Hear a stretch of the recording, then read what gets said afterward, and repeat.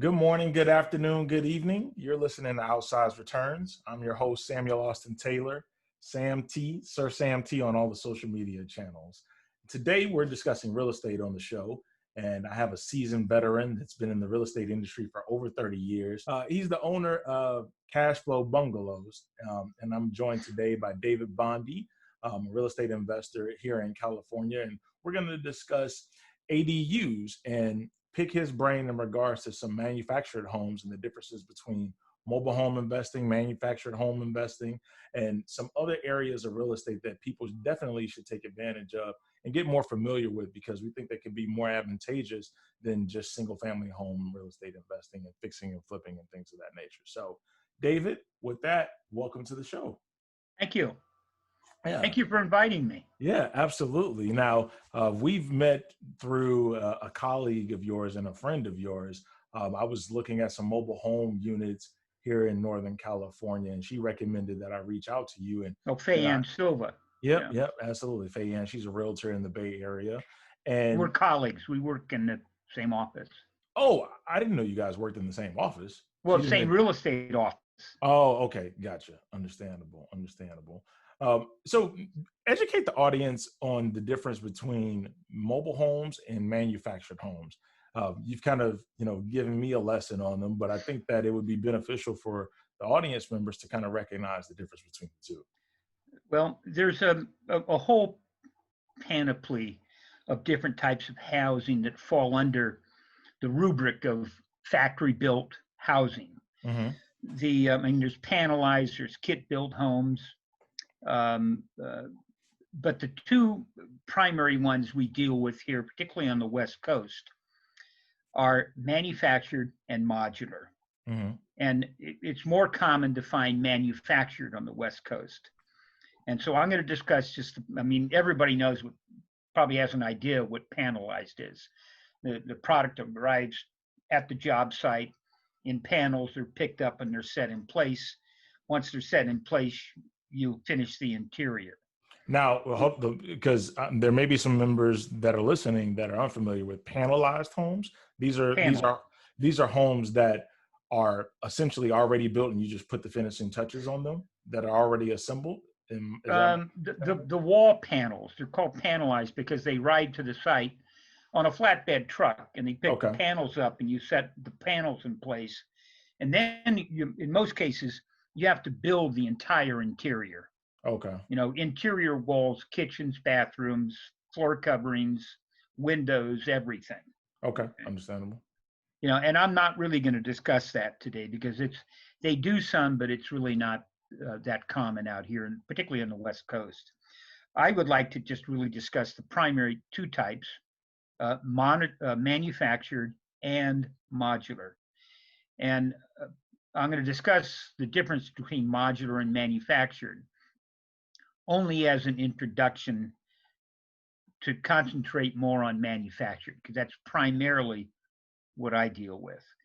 Now, many factories in the West, throughout the United States, build both manufactured and modular. They primarily build manufactured. And the primary difference between those two types is the manufactured house is one that you commonly see coming down the freeway. The wide load trucks. The wide load trucks. Yep. It's got a pilot card, depending on its size, got a pilot card in front and back. Mm-hmm. And if you've ever looked underneath, you can spot I-beams underneath. Mm-hmm. And they run the full length. There's two of them that run the full length of each section. A double wide, two sections. So you have 4 I-beams. And underneath the I-beams, you have axles and then tires. Mm-hmm. And when the unit arrives to the site, if it's a flat lot, you just roll the unit over the foundation. If you want it and I'm talking real estate application here, not mobile home or land lease community. Mm-hmm. You roll it over the foundation, you lift it up, pull the axles and the running gear, and then recycle that.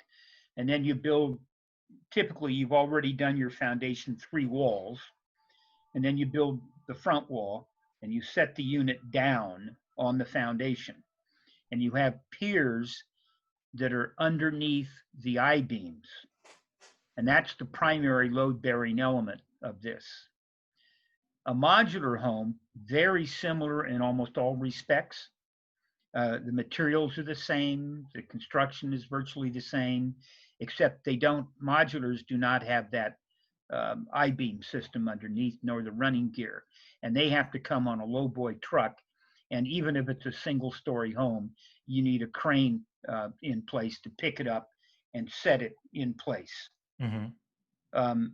Manufactured homes, if you have a two-story, and there are some, you'll need a crane to put the second story on.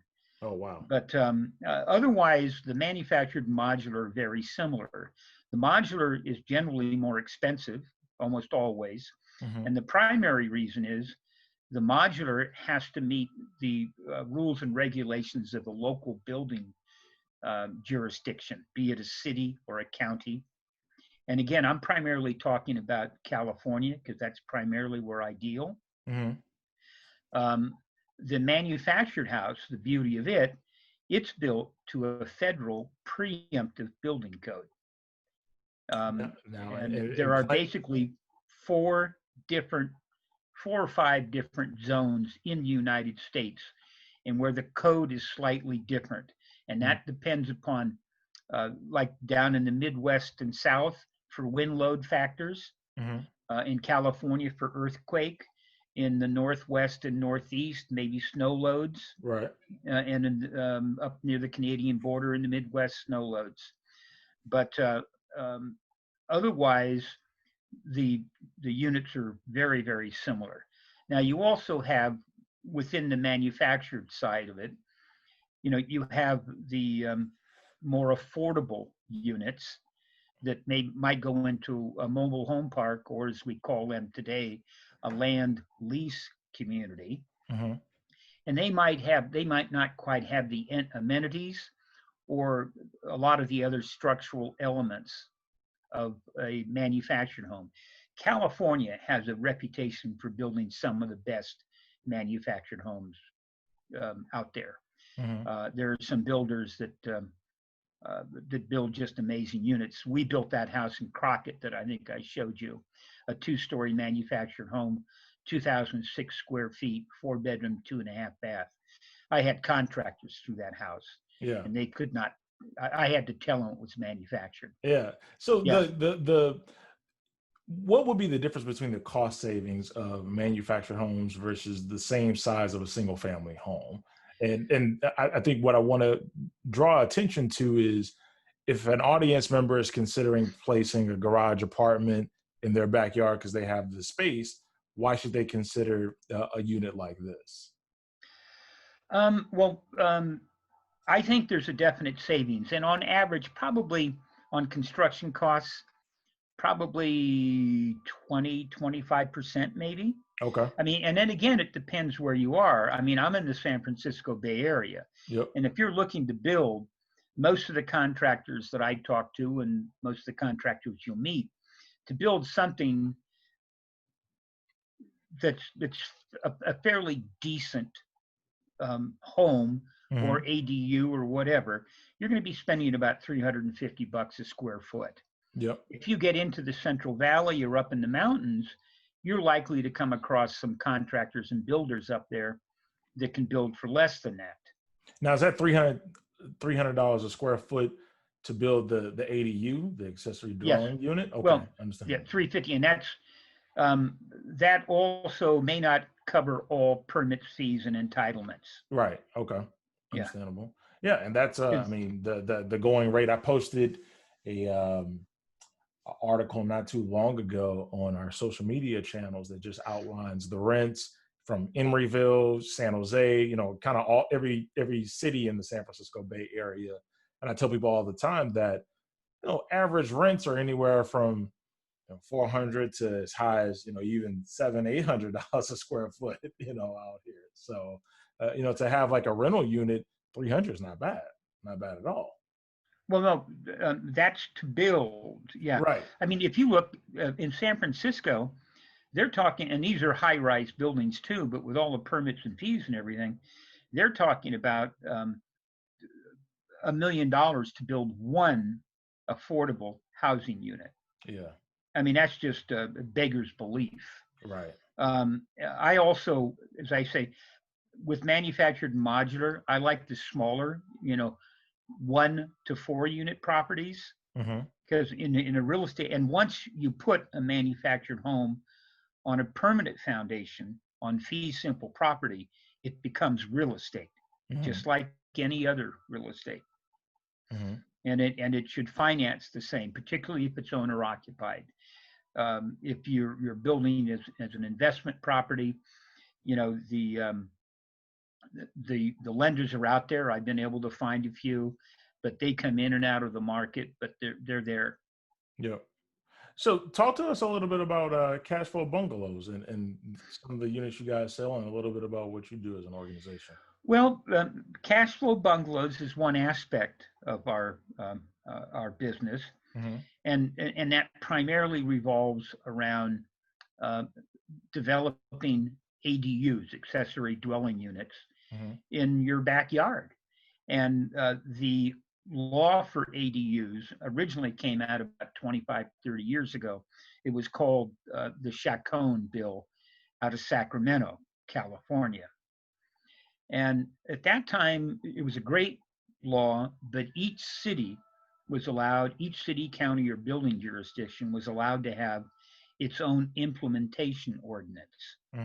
And Alameda, for example, said, fine, this is a state law, but city of Alameda, not the county, but we're going to require that an ADU can be no bigger than 10% the size of the primary residence, which at that point, I mean, a lot of those old Alameda homes are 1,100 square feet. Right. It's not, so you got yourself 110, 120 you're not square working with foot. a lot. No, it doesn't work. So they effectively outlawed them. Yeah. Particularly during the last 3-4 years, the state has stepped in.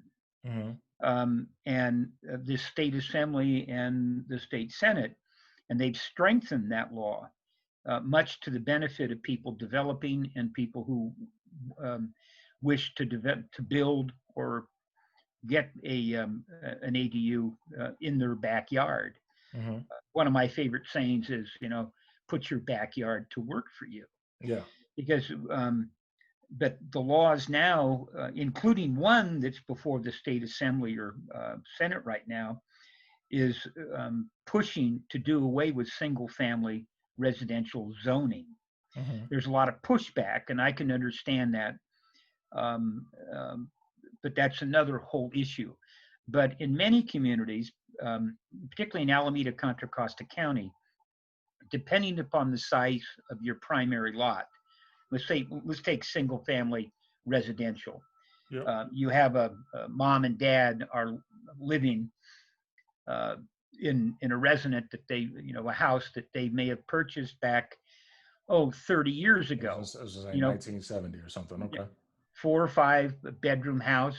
They raised the kids all grew up, went away, got a job, went to college. Now they're gone, and mom and dad are rattling around in a 4 or 5 bedroom house. And they're also looking at retirement, or maybe even have just retired, and they're looking for something to supplement, their income. So that's one scenario. So why don't you put an ADU in the backyard and rent it out? Because in Concord, in Martinez, Pleasant Hill, a 2-bedroom, 2-bath new unit might generate as $2,250 to $2,700 a month. And how much would that cost a homeowner that owns the primary residence outright? Well, if they put in a nice unit, let's say they put one in that. I'm looking at the modern 600 series that you guys have. Okay, keep in mind that modern series. Oh, modern. Yeah, well, yeah. That's our invention. These are okay. I'm a dealer for manufactured housing, and we just took some floor plans that might work in different scenarios for ADUs. Now, there are other floor plans you can get. These are just ones that we looked at. But if you take a nice unit, that we could probably put in anywhere, depending upon who want a single wide, even less, but probably 175 to 225. Okay. Hard and soft, which means cost of the unit, the installation, permits and fees. And all this is still kind of changing because Concord, for example, at one time demanded that if the unit is a separate unit, you have to put in a new separate water system. You can't tap into the existing one. They no longer can demand that. And that's a savings of about $25,000. Yeah, it has to be. No, just for the water. Yeah, I believe that. But and then there's a lot of them have size restrictions. Concord, for example, if you have a lot that's bigger than 12,000 square feet, they'll allow you to put in a 1,200 square foot, 2-bedroom, 2-bath unit. And my feeling is I would always rather go for the larger unit because your big costs in any home, stick built or manufactured, is going to be your wet areas, which are your kitchens and your bathrooms. So if you can get 1,200 square feet in, I'd go for that extra bathroom. Yeah. It's just not going to be that much more. No, yeah. But you can, some lots, smaller lots, they're not going to give you, allow you to put that big a unit in. One of the other things I want to caution right here too, is I dealt with a couple people that were looking to put mobile homes or manufactured homes in their backyard, and they were thinking they could go out and buy a used one. I don't know of a single city, county, or building jurisdiction that will let you put a used one in your backyard. So, I mean, and there are people that want, because they think they can go out and buy a used one for like 11 grand, come back and put it in their backyard. Yeah, and that's probably not going to happen. And if it was already, in livable conditions, it'd be a perfect investment. If you could buy it for 11 grand. I know, but they're not going to let you. Yeah, California's not going to let you make money that easily out here.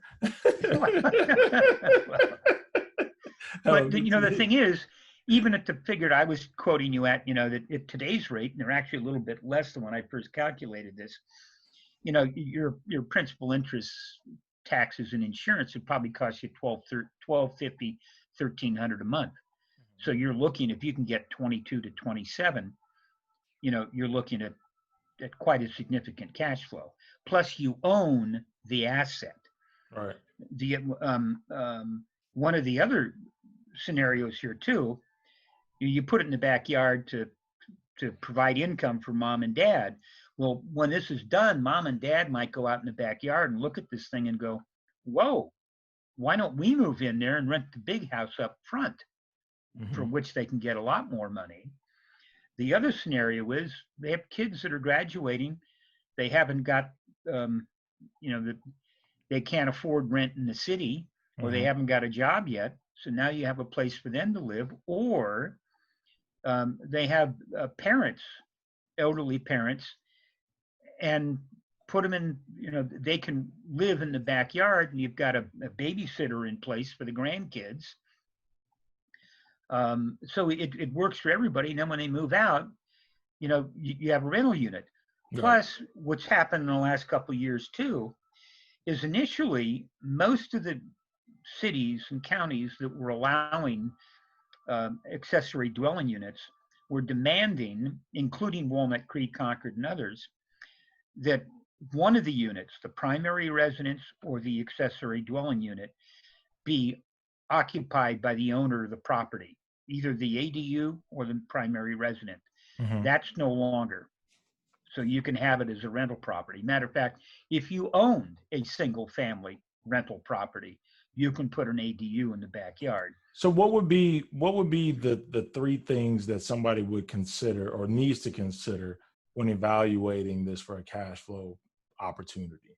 If they, let's say they owned it, let's say in Walnut Creek, they own their single family home and they're considering putting an ADU in the backyard. What are some of the things that they need to kind of consider and look towards? Well, one is,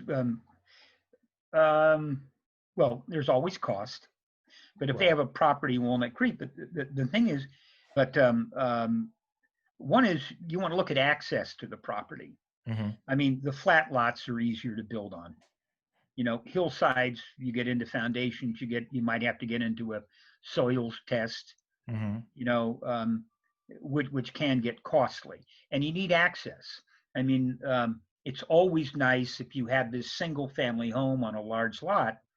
What's the distance? What are the side setbacks? Between the end of the house and the fence. Right. It'd be nice if they're 12, 15 feet on each side, or at least one side. Right. Then you can roll it in. If they're not, you might have to get a crane, and a crane is going to cost you 8 to 10 grand, but it's doable. Yeah. Yeah. And it still makes economic sense, because if you're in Walnut Creek now, you're going to get even more. You're going to get even more money for that rental. I mean, there's a rental not too far from where I live in Alamo. I live in Walnut Creek, but these people built a stick-built ADU, which Mm-hmm. is no great shakes. It's about 850 square feet, and they had it rented 2 years ago for $3,600. So So say the that one more rental, time. Wow. yeah, 850 square feet, I think, and they rented it for. It's Alamo, Yeah. but you'd be surprised what rents are going for still in Oakland. Around here, the rental market has softened a little bit, but it's still strong. The housing shortage is real. And what's different about this coronavirus situation we find ourselves in, as Mm-hmm. opposed to the market collapse we had in 2009. Yep. 2009 was done to imprudent loans. Right. The loan market had Right. imploded. We don't have that now. The real estate market was expanding and doing very, very well. And I Mm-hmm. think in many respects, it still is. Mm-hmm. We don't have that. There's a pent up demand. People Yeah. still want to buy. And you have a lot of millennials who are still working, still have good money. But you have families, again, with the ADUs, children that need a place to live, Right. as they're looking, they might be going to grad school. And Mm-hmm. grad schools today are, grad schools, particularly the professional grad schools, Yeah. are $70,000-$80,000 a year. Yeah. Let's talk about some of the financing now. Can you get traditional financing on You the can, a couple of the financing you can do. One of the things, that scenario with mom and dad, Yep. that whether they want to supply a house for their children, for their mother and father, or for a rental property, Mm-hmm. if they have significant equity in their primary residence and they're 62 years or older, they can do a reverse mortgage. Pull the money out, build the unit, never have to make another payment on the primary residence. And if they move, depends, they can live in either one, and now all that income is really good income to them. They can also borrow against the equity and do it. And there are companies out there that will loan or specialize in ADU units. They might be a little bit higher, 1/4%, 0.5%. But I love your comment here too, that you were asking what the difficulties were in financing them. And you said some of the lenders that you had talked to were had told you that lenders were afraid that someone would come in at night, hook it up, and take the property away. It sounds funny, but one of my best friends is a mortgage broker, and he's literally told me that that's kind of the trouble with the mobile home or the manufactured homes as well too, is that they're afraid that it may get stolen in the middle of the night. I'm like, that's ridiculous. I've been in this business since the mid '80s. Yeah. And you asked for other crazy stories. Yeah. That is the crazy story. The rumor. I have never. I'm saying that it's never happened. Yeah. But I'm not aware of it ever happening. Ever happening. I mean, what are you going to do? Take your Tesla down, hook up to this thing, and haul it off? Where are you going to put it? In your, in your garage? How are you going to hide it? Right. These units weigh they weigh from 10 to 15 tons a piece. Right. Sometimes more. Each floor You have Right. 2 floors. I mean, you're talking about a significant, you're not going to haul that around with a pickup truck, Right. or a car for that matter. And the only thing that uh, the other protection is, manufacturers want to be paid before that unit leaves the factory. Okay. And that's a problem with a lot of construction lenders. They Right. do not want to, most construction loans, when you're building, they want to see the materials delivered to the site, and then they'll go down and they'll send someone down to inspect. Yeah, the lumber's here. They'll sign off, and then the lender will cut a check for the contractor. Right. Manufacturers want to be paid in full before that unit leaves the factory. There are lenders out there who will do that, particularly hard money lenders. The other option is that if you're a good builder and you've been doing this in good history, you get a credit line from your bank, and your bank will, on a personal credit line or even a business credit line, will pay for that unit. It goes to the site, and 10 days later, you pay off the credit line, and it's part of the construction loan. So yes, it can be done, but I have never ever heard Anybody, of that's a risk. anybody That's a risk stealing the home. bank should I not mean, I'd be love to put see it. on. It'd make a great story. Yeah. You know. Now I know that you've been doing some Section 8 investing for a number of years as well too. I've been doing Section 8 since about 1985. I don't do as much as I used to, and I used to do an awful lot of property management and rental services, primarily. How many doors do you own? Right now, we've sold a couple recently, including that 2-story home in Crockett. But right now, 6 doors. Plus, we have a vacant lot right across from West Oakland BART station, which it's just gone up in value. We wouldn't be able to use manufactured housing on it. We would, but the higher and better use, because that's going to be a property that developed is probably going to go somewhere between 4, 7, 8 stories high, and manufactured housing just doesn't play in that game.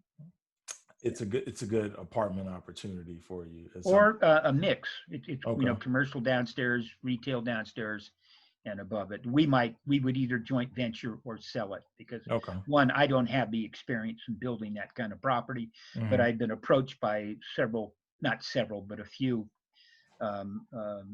larger developers in the area because of what's happening down there. I mean, they've got fiber optic cable throughout that entire neighborhood, and it's just hotter than heck right now. Yeah, it seems that I was talking to a lady probably 3 weeks ago, and she told me that she bought her house in Oakland for $84,000, and now I want to say the ARV for that area is probably $890 for that house. It's a duplex, maybe 1,800 square feet, and she has 2 Section 8 tenants inside of it. And I said, man, she's like, I just kind of want to keep it. I mean, I would love to get rid of it, but there's no reason to. She's done all the heavy lifting, and she's on. Well, the thing about I hope she's keeping up, because the thing about Section 8 is those are federal subsidies. Yep. And Oakland has rent control, as you're probably well aware, as does Berkeley. San Francisco is the exception. It has rent control, but they control Section 8 rents. Oakland and Berkeley don't. And it's federal money, so they're exempt from the local restrictions on rent control increases. They are tied in to the prohibitions like just cause eviction and whatnot. But as far as rent increases go, they're not. And there's no vacancy control as yet in California. So Section 8 can be pretty good. Yeah. And I've had great Section 8 tenants. I've had some poor ones, but then I've had good open market tenants and bad open and market poor ones as well too. Yeah. Yeah, but I mean, right now with things going on too, with COVID-19, and there's some tenants that, for one reason or another, legitimate or otherwise, are not paying the rent. Many of them, most tenants are though. I think most of them are. I think if you give somebody the opportunity to delay their rent payments for 60 days, I think they take you up on that offer right now. Yeah. I would With say Section that, 8, you're going to get the HAP payment every month. yeah, So I that's the would, government guarantee. yeah, and that's something that you also have to account for, like, your unit going missing in the middle of the night, I guess, too. Nobody can really plan for a global pandemic. That's typically not in the cards, when you're assessing, the risk before you decide to get into real estate. But Yeah, right. here we are. Well, if anybody told me my unit would go missing in the night, I'll take that bet. Yeah, absolutely. So, one of the things that I wanted to touch on was, some of the units that you have, and I know that I guess I'm pronouncing it wrong. Modern? Oh, the modern. Yeah, Modern. I know. Modern. Anything's right. That's a name we came up with, and it just, Okay. it's a standard. I forget what series that came out, but we have a couple of manufacturers we I got the deal with. 600 series that I took a Yeah, look well, and that again is our invention, at. and Okay. it's just so what we wanted to do, instead of overwhelming people with a million different floor plans, Yep. we wanted to say, okay, what is the plan here with Cashflow Bungalows? Mm-hmm. It was to provide something, that would fit and fulfill the bill for an ADU in most of the areas that we're working in this, looking at in this area, and working with homeowners in this area. Mm-hmm. So we decided to get a few, and I think we called one the Deluxe and the other one the Modern series. Yep. And they're similar units, but that's just an invention that we have, and we put our own name on it there. And the thing is, though, too, with those units on the interiors, we can put anything in it. I mean, you want a quartz, you want a Corian countertop, or you want um, uh, rounded bullnose corners. We're going to Mm-hmm. sheetrock, tape, and texture everything, Yep. but they're all going to have dual glazed windows. They're all virtually, almost all will be vaulted ceilings, Mm-hmm. except those that naturally have 9 and 10-foot ceilings. Mm-hmm. So anything you want or have in a standard stick build house, you can get in a manufactured house. How long does that process take? If I come to you today and I say, I want this series, how Yeah. long before, and I'm approved and I have the money, how long before it's actually in my backyard? Okay. Well, first of all, you come to me today. We're going to look at your lot to make sure, what it's going to take to do and give you an estimate. Okay. Then also too, even though we've talked to virtually all the building departments in the area, the laws are changing so much, and some of the building jurisdictions are in compliance with state law. Mm-hmm. Others are still pushing back. And Right. the permitting process for an ADU, by the way, is different than for building on an infill lot. That is an existing vacant lot that is surrounded by other homes. Right. The ADU permitting process is an administrative process, which means it's over the counter. And matter of fact, in many cases, if you Okay. don't get your permit within, I think it's 60 days, it's automatic, the state demands or that you automatically get it. Oh, So it okay. can't, you don't go before a planning commission. So it sounds easier then. It's much easier. Yeah. Okay. But you still have some areas. Berkeley's going to be slower, but it's going to be fairly quick. That is. But I would not want to. Well, that's just Berkeley. Yeah. I wouldn't want to order the home until you had your permits in place. Okay. Okay. And you have your finance in place and everything else. Mm-hmm. The other two things, but you have to play this. It's like you're juggling balls here, Yeah. because you want to get your permit. And I have an associate of mine I work with quite closely, and he does a lot of park model stuff. So you can play around with what I'm talking about here, but you've got to get on the production line. So if you want a house. Because y'all don't have inventory just on hold. Oh, someday my friend Joe is a stocking dealer. Okay. So he has 3 units on his lot. Okay. But he may not have something there that you want. Right. Okay. Yeah. But he does other work, and between the dealers that he and I know, depending upon how tight things are, we might be able to trade horses. Yeah. because and right now the factory backlog isn't that much because of COVID-19. Mm-hmm. But you take early part of this year and the latter part of last year, the factories in some cases were backlogged 4 to 6 months. Wow. I mean, Okay. quite a bit. It's just not that right now, Mm-hmm. but you have to deal with that. But there's ways around it. You can horse trade with other dealers and things, but that is an issue we need to look at. So you want to balance that with your entitlement applications, getting your permits, and then before that, and this is not a big problem, before the house is ready, you want to go out and do your site development, put in your foundation.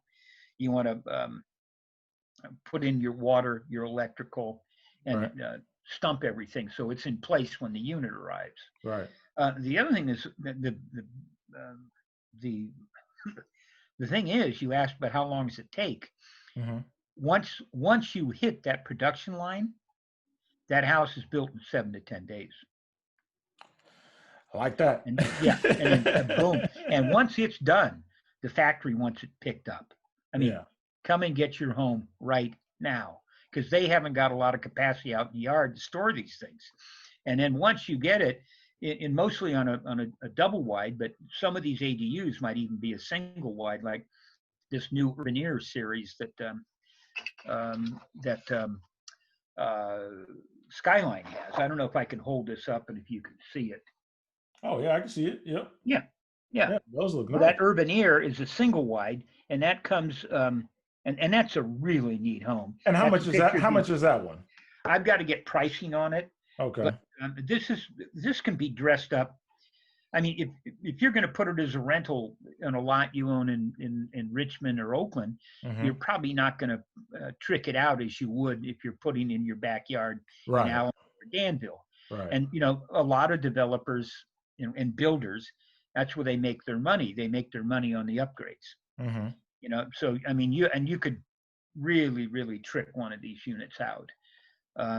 And that unit right there comes either in I think it'll come at 510 square feet, or you can stretch it out to 660 square feet, probably even a little bit longer than that. Yeah. But you can play in many cases with the length on a manufactured home. Mm-hmm. It's difficult to play with the width. Okay. Either that, you have to step up to another width on there. But, another house. Yeah. But once that house arrives to the site, and if that's a single wide, you're done in 15 days. If it's a double wide, it's probably going to be 21 to 30 days before you're ready to move in. So and you're protected. Those homes are built in a controlled environment under a roof. Mm-hmm. So and the people that work in these factories, they like it. Many of them have left the traditional construction industry. Mm-hmm. Because the plants, like up in Woodland. Yep. Who wants to be out in Woodland when it's 110 That's degrees? 100 degrees out there. Yeah. Putting on a fiberglass shingle roofs. Right. They'd rather be in a factory. That's even air conditioned. Yeah. And they're good, clean environments at the end. The timber, the homes are all built with kiln dried lumber, not green lumber. Mm-hmm. And they're not subject to rain, or anything else. So that when they come out, they're really well built. Yeah. At the end of the day, you don't have a mountain of beer cans in the corner or a bunch of dogs running through the site. Right. Yeah. It's a clean environment. Oh yeah. And a cool environment as well too. Yeah. So. Well, there's a reason that the man sitting behind you owns the largest manufactured housing business in the United States. So for everybody that's listening, I have a picture of Warren Buffett behind me because Berkshire Hathaway is in the real estate business. And it's my belief that, I don't know where I read this, I think mobile homes offer the best cash on cash returns of any real estate investment. You can correct me if I'm wrong. That's an easy thing to say. Okay. I think there is reason for it. Okay. But that any home we're looking at is a manufactured home. It depends where you put it. That house is going to cost the same. Yeah.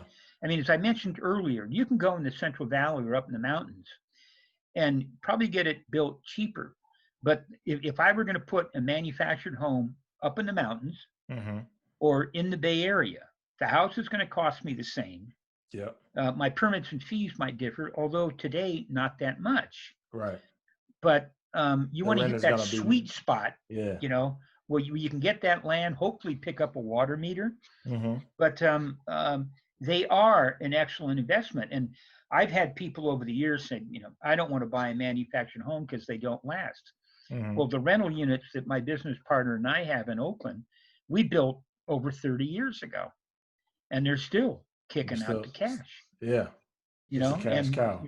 God bless it, we've got them.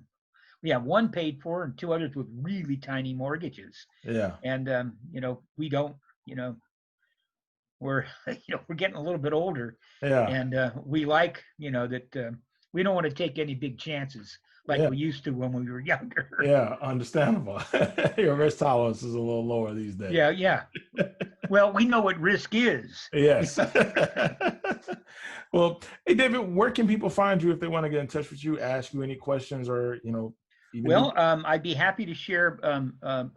You can go to my website, which is, cashflowbungalows.com or the adustore.com. They both go to the same place. Or my email address is very simple. It's D as in David, C as in Clifton, that's my middle name, and then my last name, Bonde, which is Bonde. So dcbonde@gmail.com. And I am a associate broker with Intero Real Estate, another Berkshire Hathaway company. Mm-hmm. And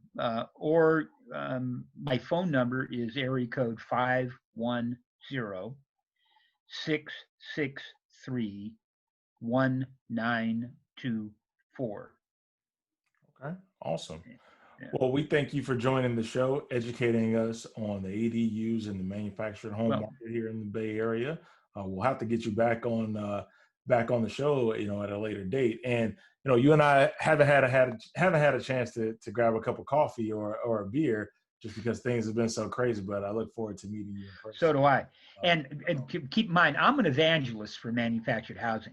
Yeah. I think it's really it provides a lot of opportunities. I'm reluctant to use the word affordable, because that doesn't really mean anything in this world, and also affordable, when you talk about affordable housing, it always carries a pejorative connotation, which I don't like. But it also, they have some really neat looking plans for a smaller duplex, that would be fantastic for transitional housing. Yeah. And there's a whole host of other issues and problems and solutions for housing that manufactured housing can meet. And it's quick, it's easy, it's affordable vis-a-vis traditional stick-built methods. It can look the same as anything else. You can dress it up.